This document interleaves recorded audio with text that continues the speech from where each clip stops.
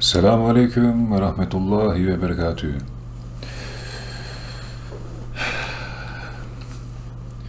We are going to talk about how Islam is anarcho-capitalist in its core, or at least how you can interpret it without actually being against the fundamental basics of Islam. I've been trying to tell and trying to make points with this perspective to the Turkish people, but mostly they do not really care, or at least they do not see anything beneficial or anything important about it. But mostly they don't even understand. I made one video in English. I'm talking about this topic. Yeah, it is enough. I'm telling the arguments about how Islam is maybe not an anarcho-capitalist idea, but at least a libertarian idea, or how is this perspective needs to be understood. But 1 or 2 days ago I saw a site. It is a you know, the memes, country balls, but not country balls, political balls, political idea balls, ideology balls. What I think is they love the meme templates, the ideas, and they made a site to classify, to specify the ideologies, to make even better, more sophisticated memes with ideology balls. So there was a page dedicated to Islamohopianism, refers to the Hans Hermann Hoppe, and on that page someone, I think, probably added my name, literally Asrın Tok, and I saw it, and I thought, yes, that is literally me. That really is literally me. So, what I think, what I understand from Islam, I decided to make a new video. Why? Because, as I said, telling this to Turkish people is depressing.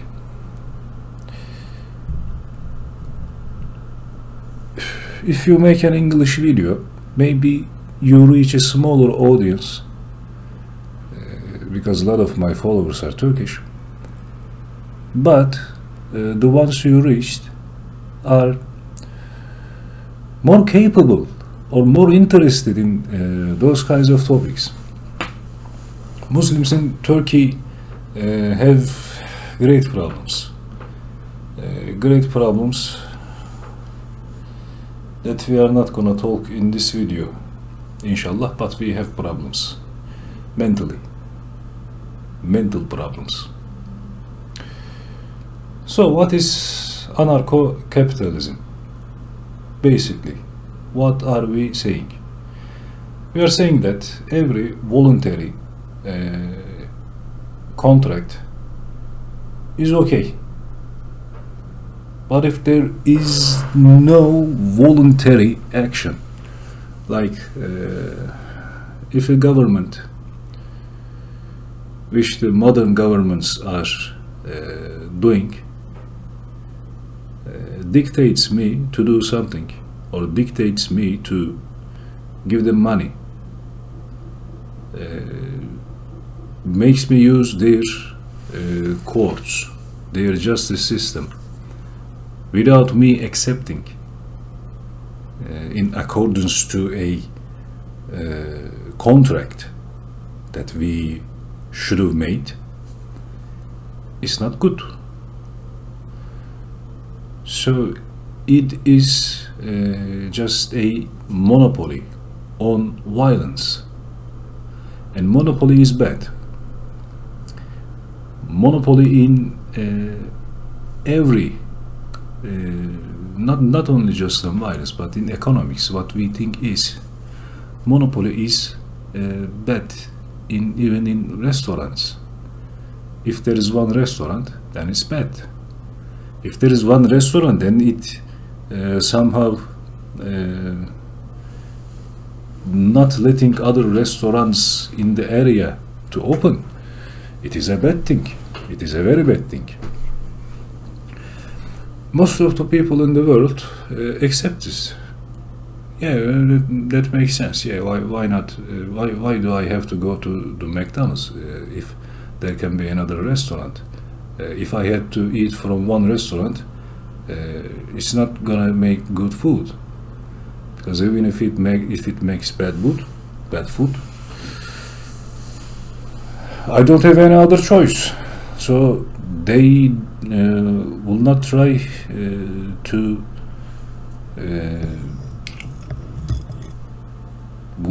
that much to impress me. So what we are saying is, yeah, that's a good concept to be against the monopoly. Why not be against the monopoly on violence? So we are against it. What we are saying is, the ethical way is the ethical society. Maybe you can say ethical devlet. Because there is a issue with this too. Because devlet in Islam, it means not necessarily means government or the modern government, but in Turkish we call it devlet also, but they are not the same things. So when we say devlet, we mean the organization also, the greater organization, Islamic devlet, İslam devleti, Devletül İslamiye. So for us, the ideal society consists and based upon ethical contracts that made voluntarily, without any violence, without any dictates. So basically that's what we stand for. What do we see with Islam? What is being a Muslim is?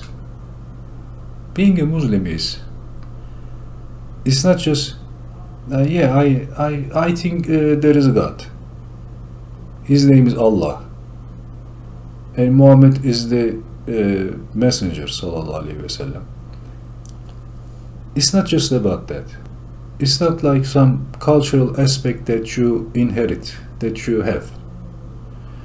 Yes, I was born in this place, I am this much year old, I am this, I am that, and I am Muslim also. No. It is a contract that you sign with Allah, with God. Once you sign it, then you became a Muslim. It is a voluntarily signed contract. Once you take Shahada, you say, Eşhedü en la ilahe illallah ve eşhedü enne Muhammeden abduhu ve rasuluhu. You say Eşhedü. So if you accept that there is only one God, and He is Allah, and Muhammad sallallahu aleyhi ve sellem is his messenger, and if you really accept this concept, then there is some responsibilities you have to endure, you have to accept also. If Allah is the creator, then you owe some things to him. So Allah has rights in this contract, and you have your rights also. So think being a Muslim is a organization that you voluntarily part of with being a Muslim.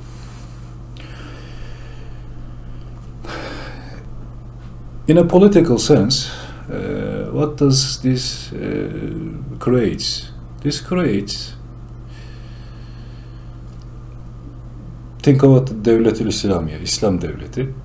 The Islamic organization consists of all the Muslims, because in this contract it also says you have to obey the Halifa or Emir al-Mu'minin. There needs to be Emir of you, President of you, kind of. Not really President, but think this as a great family, very big family. And there's a father. And he decides on family issues. So you gotta obey him, which is written in the contract.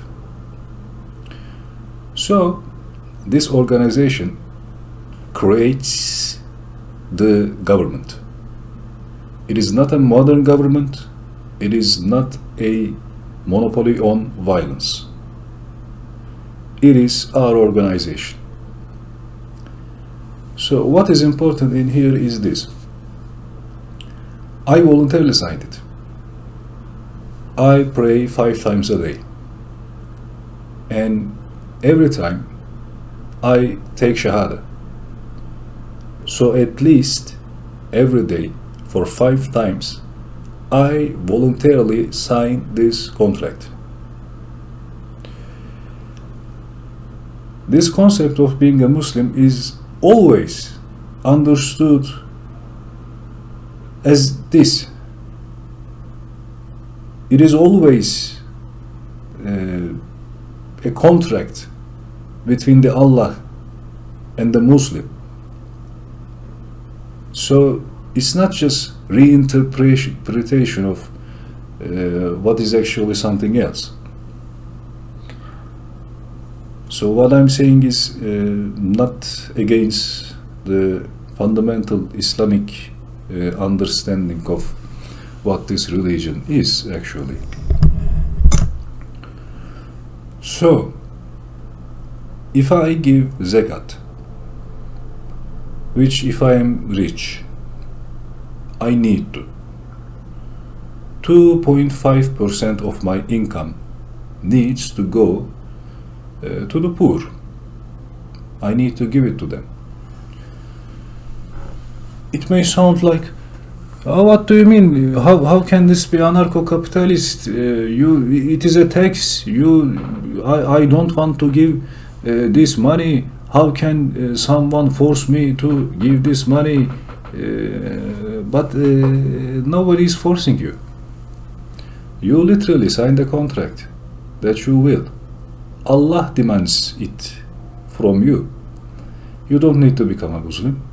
Nobody is pushing you to become a Muslim. So you just accept this fact that you have to pay zakat. Think in an anarcho-capitalist world, a man joins a club which demands for him to pay a tuition. Can you say tuition? I don't know. A payment, monthly payment. Is this against anarcho-capitalism? No, you voluntarily signed it. You are giving it to us. There's no reason needed. You can give it without any reason. Nobody can say anything. It is contract. You voluntarily did it. Who can say anything to this? So it's basically the same logic. Allah demands it from you, so you do that.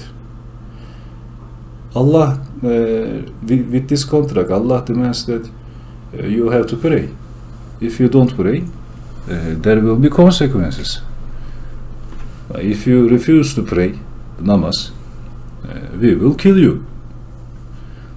You know that beforehand. You signed the contract. So there is no issue with those things. The Islamic government is based upon Muslims voluntarily signing a contract with Allah. So, in this concept, what about non-Muslims? What happened is, and what will happen, what happens is, think about the club, the Muslim club that signed a contract with Allah. They have their lands, they have their property, and there is non-Muslims living in there. So Muslims, the members of this club, will go to them and say, hello, how are you? You are good, inshallah, mashallah. We are going to take jizya from you if you are rich, if you earn money, in order to secure your trade, and in order to secure your property, in order to secure your rights to be judged by whatever religion you want. So they say, okay, that's a fair deal, it is good deal, you do your job very well, so I would like to sign it. Then they signed it. Then they became zimmi. In English, dhimmi, I don't know if you pronounce it as zimmi. I think it is written as dhimmi. Look it up. So in non-Islamic government, in Islamic governance, in Islamic devlet, non-Muslims are they have their own status, which defined with a contract. And in the Rashid Khilafat period, which is the most important period of Islam, it is the first 4 Caliphs period. They were Sahaba radiyallahu anhum. They are and their ijtihad and how they ruled, how they governed, are the utmost importance when you consider Islam, and when you try to understand how Islam actually works, or not how actually works, of course, but more like what is the perfect governance of Islam. So Hazreti Ömer radiallahu anh, when you look how he's governed this club, this big family, which is called Ummah, Ümmet. When a new place joins in for various reasons to the Islamic government, he will go to that place hello non-Muslims, hello, this is the contract, want to sign it? Yeah, of course, why not? Okay, now you're a Zimmi. So what happens is, ideally, in the perfect governance, and it has always been like that. There is of course there was some problems. It wasn't always perfect in the history. It's been 1,400 years, but the mentality that the Islamic governance relies on was always and still is: I'm a Muslim, I am part of a club by a contract, and there's non-Muslims, they are not part of our club, but our exchange, our livelihood is controlled by a contract that my club and they made. So my status is I'm a club member. Their status is they are not club member, they are Zimmi, but we get along.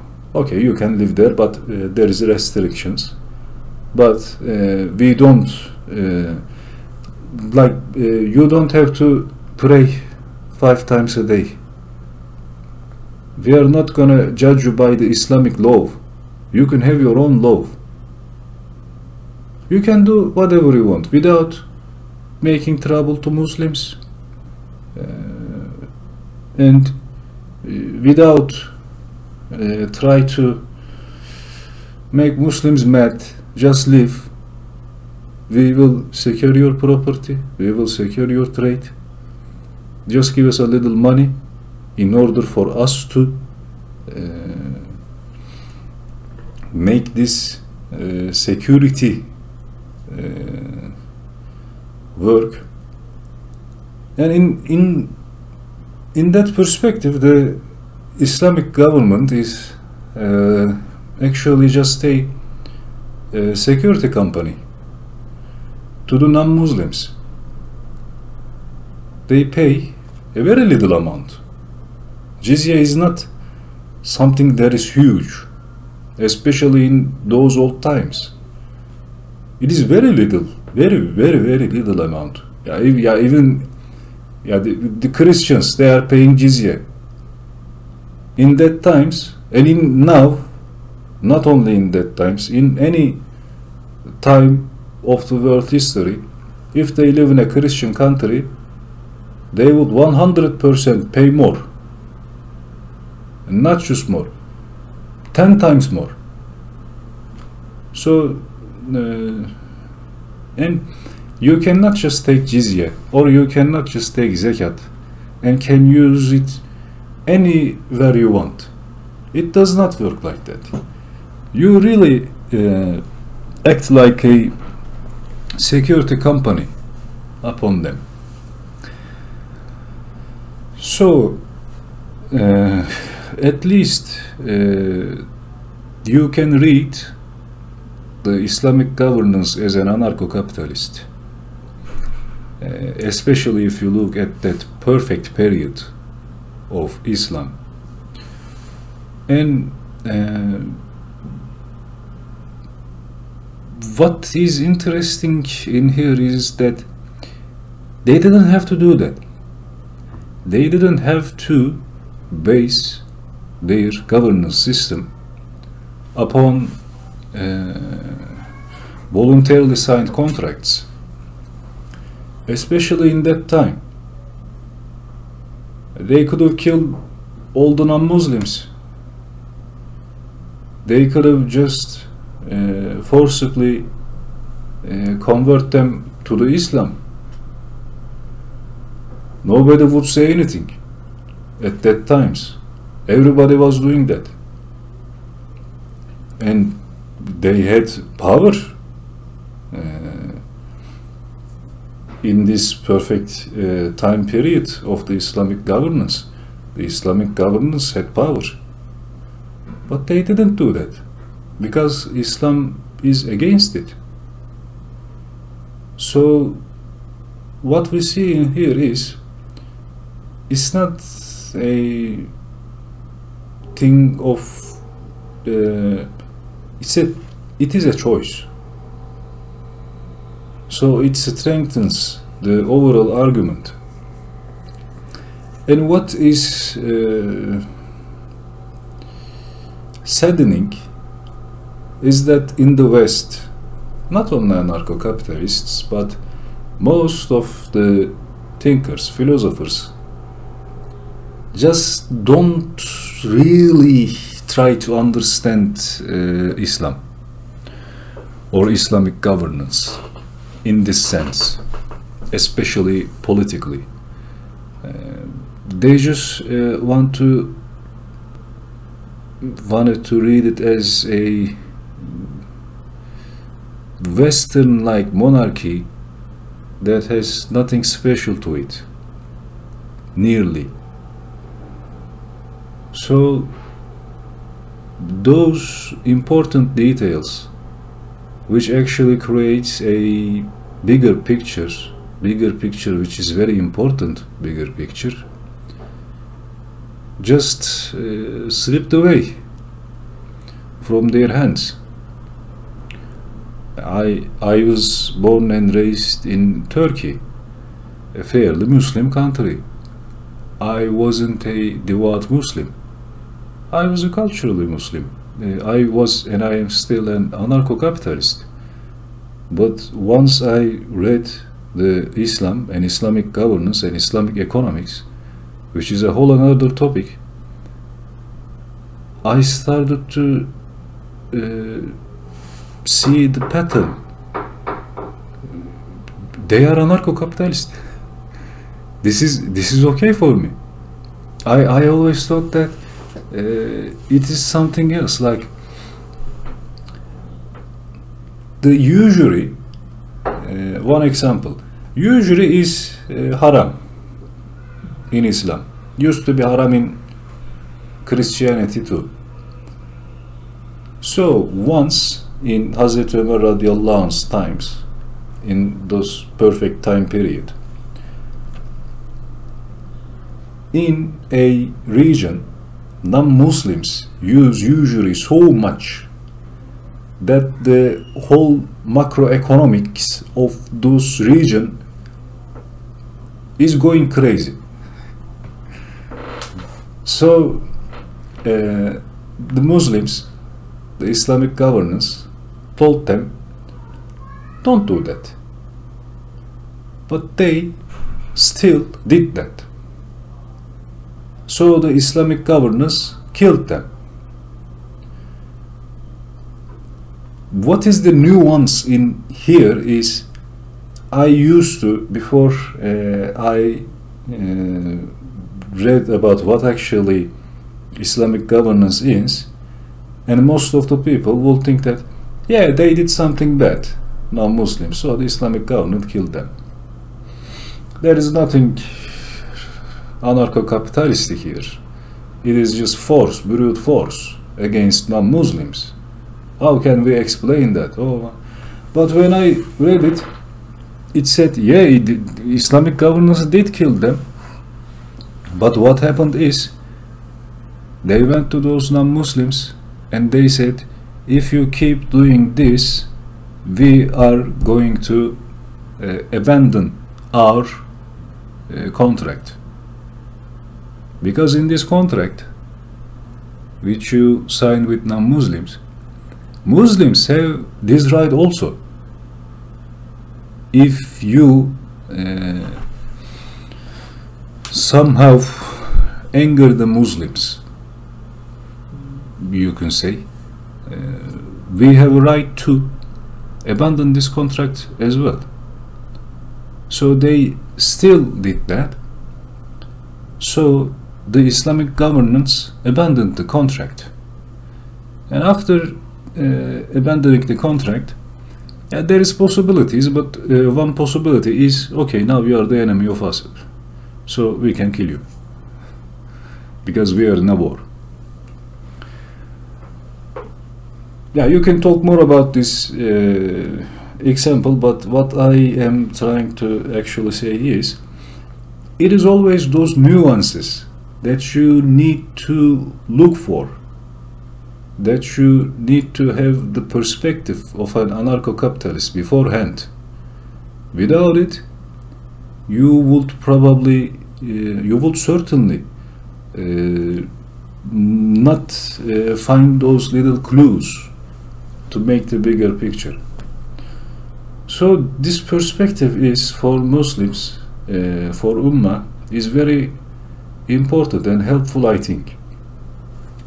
And now for many years I am trying to tell the Turkish Muslims about its importance, especially in the 2025, in these years, in the modern times, to understand what Islamic governance and Islamic economic really is. But it's been hard. So, it's been half an hour.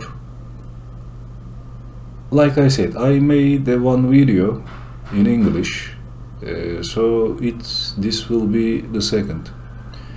If you are an English speaker Muslim who is interested in those things, or not, you don't even need to be a Muslim. If you're an anarcho-capitalist and this idea sounded to you as at least weird, please like, subscribe, comment your thoughts down below, and of course share it with other people who you think might be interested.